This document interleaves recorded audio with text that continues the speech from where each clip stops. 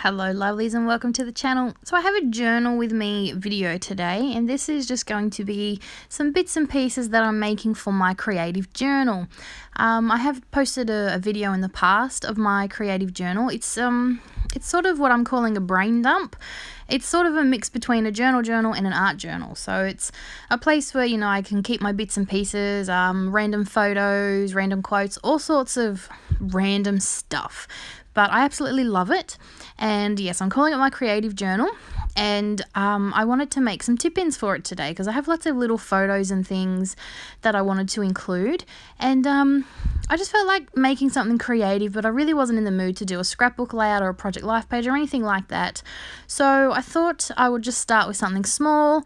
And then, as always, when we start with something small, it helps get the mojo flowing. And I decided to actually finish one of these off and put it in my journal.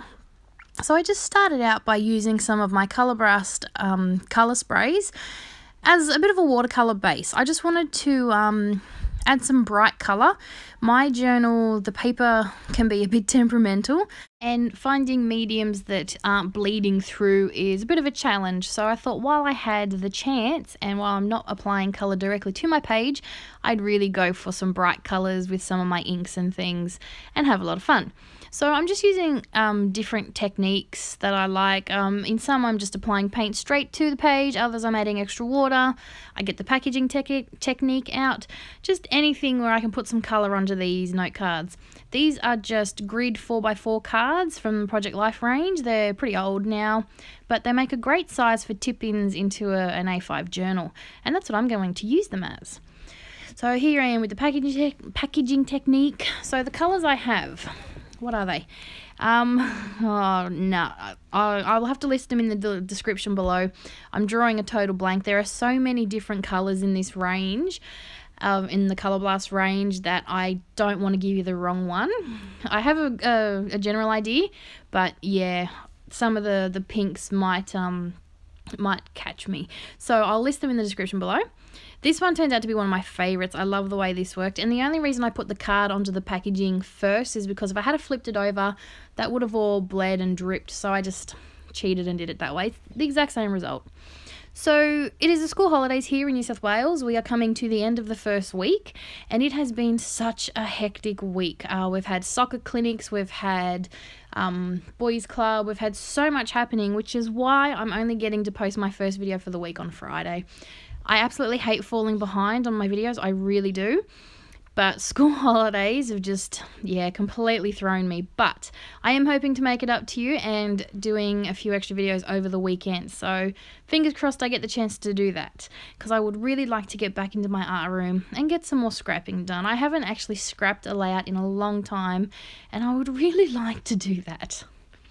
So I'm just doing some more cards. I think I found some 3x4 ones as well. Basically, I'm just trying to use up as much of this spray that I have out as I can, because, well, I may as well use it. So I've definitely used the purple and the blue, but yeah, I still have a lot of the red and the orange. I don't like this card. I don't like how it worked out. There wasn't enough water down on the card or on the packaging, so it didn't blend. I like it when they blend and bleed. I don't like the marks they leave when they don't blend, if that makes sense. I definitely like to add water to my stuff. I'm a very messy mixed media artist, so yeah, I love it when they bleed and things like that. But I'll still use that card anyway. Even if I rip it up and use it as collage pieces, I'll still use all of these. Now that I've got all my backgrounds done, I decided to put one of my tip-ins together, and the funny thing is, when I started this process, I saw this DIY embellishment. I thought this would be really great for a little picture I have sitting on my desk. But for some reason, no matter what is in my head when I start, it never ends that way. So this project took a completely different turn from where I was originally heading, and I find that happens a lot, but that's the beauty of the creative process, isn't it? You have something in mind and it completely diverts you to somewhere else, and you end up with, having a good time and just putting some paint on the page or, bits and pieces. So this is where I'm really stepping out of my comfort zone. I'm going through my scrap tub, I'm ripping up bits of tissue paper and I'm slapping them down. I'm really trying to embrace my inner collage artist. It's a slow process, but I've been following a lot of collage artists and journal artists on Instagram and things like that. And you know, I just love the process. And I just wanted to do something different. I wasn't in the mood to scrap. I wasn't in the mood to project life. But I wanted to do something creative. And it was very hard for me. This was very challenging because I just picked things out, I ripped it up, and I stuck it down. I generally tend to overthink a lot. So sticking and plonking was definitely an experience. It was something definitely out of my comfort zone. Wasn't even sure if I was going to like it, but I figured if I don't, it's not a big deal.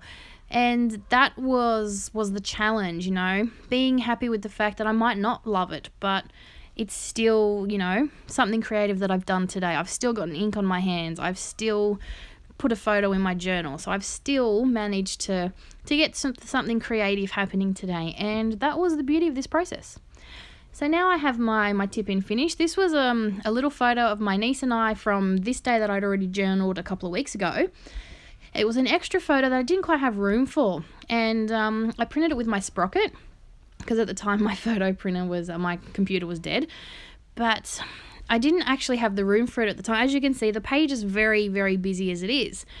And this was just journaling, just a typical Wednesday with my sisters and my niece.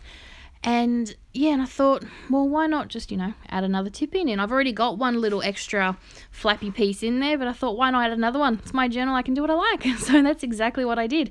I am using masking tape. I could use washi, but I like using masking tape because it blends into my page, and also because it's much easier to pick up and move if I haven't actually centered it properly.